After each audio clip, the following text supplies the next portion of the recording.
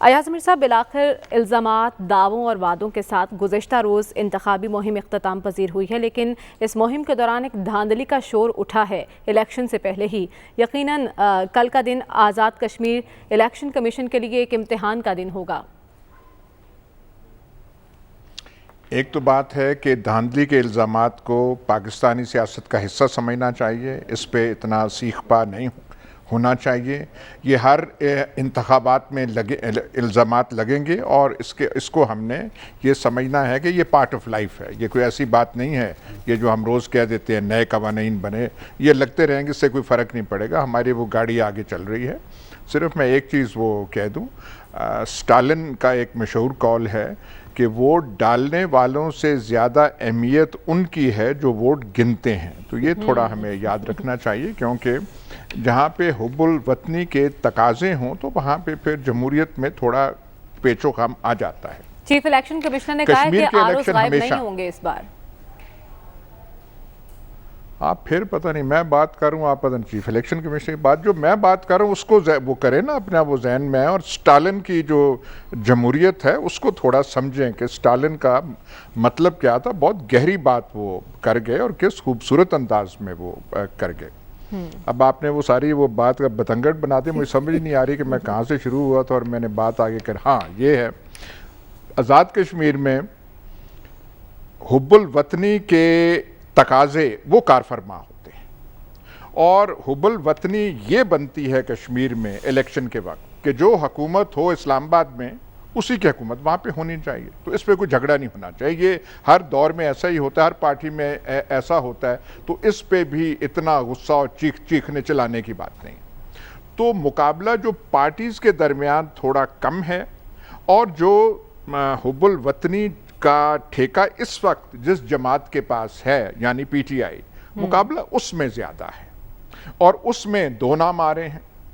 ایک تو ہم تو یہاں سے کبھی ہمارے پاس اتنے پیسے نہیں تھے ہوتے، پر وہ بڑا سا جو مال ہے یہاں پہ اسلام آباد میں، ہم تو دور سے ہی دیکھتے تھے، خاور صاحب روز ٹائیاں میرے خیال وہاں سے لاتے ہیں، ان کے پاس وہ ہوں گی۔ تو ایک تو اس مال کا نام ہم سن رہے ہیں کہ اگلی وزارت عظمیٰ جو ہے اس مال کی ہے۔ دوسرے پرانے ایک ہیں جی کیا کہتے ہیں بیرسٹر سلطان محمود، ان کا نام آ رہا ہے، ہاں جی، اور بیرسٹر سلطان محمود نے بڑی تیاری کی ہوئی ہے، اس میں کوئی نہیں ہونا چاہیے۔ وہ مطلب بڑے ایک درویشانہ آدمی ہے، عالم سرور میں رہا کرتے تھے، لیکن اب تو ہمیں پتہ چلا ہے کہ 6 ماہ سے بالکل وہ الیکشن کی تیاری میں عالم سرور ایک طرف رہ گیا، اور ان کی وہ ہے، تو مطلب یہ بہت بڑی تیاری ہے۔ تو ان دو کا ہے کہ کون کس کا فال نکلتا ہے۔ اب یہ جو حب الوطنی کا کون لے گا، اس میں ایک دو مراحل طے کرنے پڑتے ہیں۔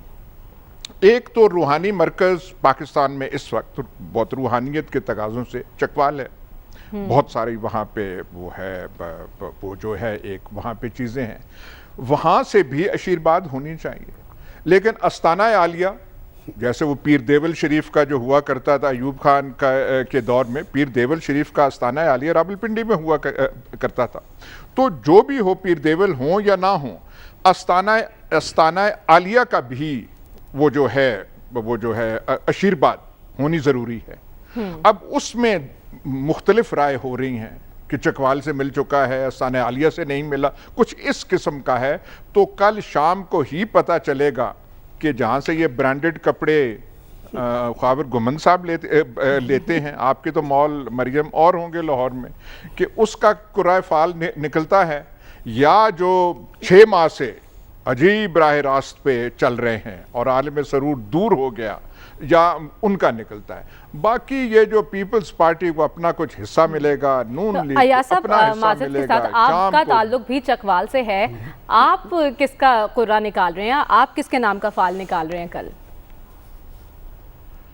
دیکھیں نا، میں نے آپ سے گزارش کی کہ آخری بات تو استانہ عالیہ کی ہوتی ہے۔ اچھا، میں نے جو میری بالکل غلط خبریں ہو سکتی ہیں، بالکل نہیں ہے، کیونکہ خبروں کا جو ہے پورا ٹھیکہ، جو اصلی خبروں کا گراؤنڈ ریالٹیز، وہ تو خبر صاحب کا ہے کہ وہ جب ہم سب بات کر لیتے ہیں تو کہتے ہیں اب میں آپ کو بتاتا ہوں کہ اصلی خبر کیا ہے، اور ہم نے جو سنا ہے اور ہم نے پتہ نہیں کیا دیکھا ہے وہ تو آخر میں وہ بتائیں گے۔ پر میری ناقص جو مجھے خبریں ملتی رہی ہیں کہ وہ برانڈڈ کپڑوں والا جو مرکز ہے اس کا، اور وہ ہاں برانڈڈ کپڑوں ایک ہے، بڑے پہنچے ہوئے لوگ ہیں، برانڈڈ آزاد کشمیر کا الیکشن لڑ رہے ہیں، ایک عہدہ ان کا جو ہے وہ بزدار صاحب کے ساتھ تھا، پتہ نہیں انویسٹمنٹ بورڈ کے تھے یا ایڈوائزر بزدار صاحب کے اس پہ تھے، تو الیکشن کشمیر کا لڑیں، ایڈوائزری جو ہے بزدار صاحب کی ہو، اشیرباد چکوال سے بھی مل جائے، تو یہ تو پھر پہنچے حضرت ہے۔ ہم نے سیاست سیکھنی ہو تو میرے خیال ہم پتہ نہیں کون سی جھکے مارتے رہے ہیں، تو ہم تو پھر ان سے جا کے سیکھیں گے کہ کیا ہے۔ ایک شرط ہم سے پوری نہیں ہوگی، ایک شرط یہ بھی لگتی ہے کہ اپنا وہ برانڈڈ کپڑوں کا مرکز بھی ہو، مطلب یعنی مال ہو، وہ ہم سے نہیں ہوگا، وہ بھی کس سے پوچھ لیں گے کہ کیسے ہونا چاہیے۔ ٹھیک ہے، تو تینوں جماعتوں کی ایک اپنی سیاست اور ہر جماعت کی پارٹی کے اندر ایک سیاست ہے، اس پر سلمان صاحب آپ کیا کہیں گے؟ تحریک انصاف کے جو کینڈیڈیٹ ہیں کون زیادہ مضبوط آپ کو دکھائی دے رہا ہے؟ دیکھیں میرا خیال بہت ساری بات ایاز امیر صاحب نے آپ کو سمجھانے کی کوشش کی ہے، آپ سمجھ نہیں پائیں۔ نہیں میں سمجھ گئی، جو لوگ انتخابی عمل کو دیکھتے ہیں اور قومی سلامتی کے تقاضوں کی انہوں نے بات کی ہے اور وہاں کا ماحول، ایک بات تو ہو گئی کہ وہ جو درجہ حرارت بہت ہائی تھا وہ نیچے آ گیا ہے۔ اب پولیٹیکل پارٹیز کل کے لیے تیاری کر رہی ہیں کہ پولنگ اسٹیشنوں پہ کیا ہوگا، تو وہ درجہ حرارت ہمیں پولنگ کے عمل میں بھی دکھائی دے گا۔ انہوں نے بڑی اچھی وہ سٹالن کی جو مثال دی تھی نا کہ وہ جو ووٹ ڈالنا اتنا امپورٹنٹ نہیں ہوتا جتنے ووٹ گننے والے ہوتے ہیں۔ اور جہاں تک انہوں نے وہ مالز کی بات کی ہے، دیکھیں وہاں اسلام آباد کے مال سے زیادہ انتخابی عمل میں مال کی اہمیت ہوتی ہے۔ اور جو میں آج تک سمجھا ہوں انتخابی عمل میں، مجھے یاد ہے کہ 2002 کا الیکشن تھا اور مجھے میرے ایک غیر سیاسی دوست نے کہا کہ میاں اظہر صاحب اس وقت کاف لیگ کے صدر تھے، تو میرے پاس آئے، میرا آفس ان کے قریب تر تھا، کچھ تصاویر انہوں نے دکھا کے میرے سے نام پوچھا، تو میں نے پوچھا رزلٹ کیا ہیں؟ آپ یقین نہیں کریں گے کہ اس نے مجھے 3 دن پہلے رزلٹس بتائے کہ 88 سیٹیں پنجاب سے ہوں گی، 16 سندھ سے ہوں گی، تو میں نے کہا یہ تو سارا رزلٹ آپ کے پاس ہے۔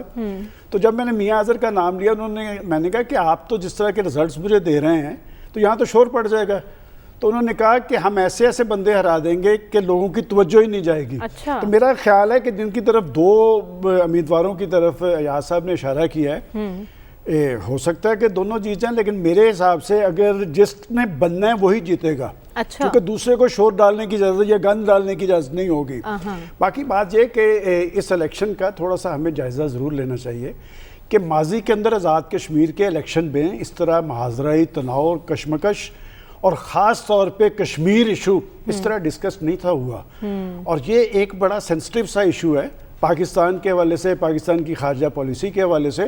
اور جس طرح ایک دوسرے کو غدار اور اس میں بھارت نمازی اور کشمیر فروشی یہ کچھ کیا گیا ہے، یہ پاکستان کے حوالے سے بھی اچھا نہیں ہے، اور ہم سمجھتے ہیں کہ ہمارا ایک کیس ہے اور اس کیس کو ہم نے تقویت دینے کی بجائے اس کو ڈیمیج کیا ہے، اور کم از کم ہماری بڑی پولیٹیکل پارٹیز کو اپنے اس طرز عمل پہ نظر ثانی ضرور کرنی چاہیے، کیونکہ اس کا امپیکٹ صرف آزاد کشمیر تک نہیں تھا، اس کا امپیکٹ تھوڑا سا فاصلے پہ وہاں پر مقبوضہ کشمیر پہ جاتا ہے، اور وہ لوگ تو پاکستان کی طرف بڑی امید افزا نظروں سے، مجھے یاد ہے کہ وہاں کی کشمیر کی لیڈرشپ سے جب ہم پوچھتے تھے کہ آپ کو کدھر سے توقعات ہے، وہ ہمیشہ کہتے تھے کہ ہمیں دہلی سے نہیں، ہمیں اسلام آباد سے توقعات ہے، لہٰذا آئندہ کے لیے ان کو ضرور سوچنا چاہیے کہ اس طرح کی انتخابی مہم نہ چلائی جائے